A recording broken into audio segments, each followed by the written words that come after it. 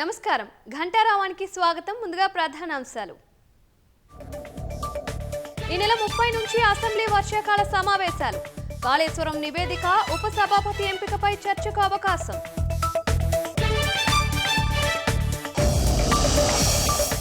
బిహార్లో voter అధికార యాత్రలో పాల్గొన్న సీఎం. రాహుల్తో కలిసి ముందుకు సాగిన మంత్రులు, నేతలు.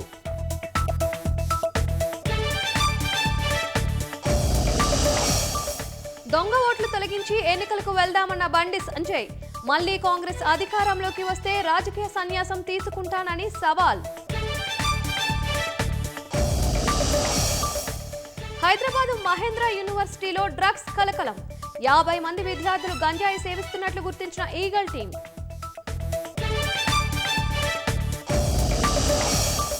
విశాఖలో జలప్రవేశం చేసిన 2 యుద్ధ నౌకలు. ఆత్మనిర్భర్ భారత్ కి ఈ నౌకలు నిదర్శనమన్న రాజ్నాథ్.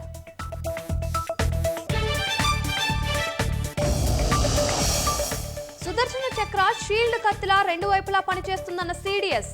భారత్ను దెబ్బ కొట్టాలని చూస్తే ఊరుకునే ప్రసక్తే లేదని స్పష్టీకరణ.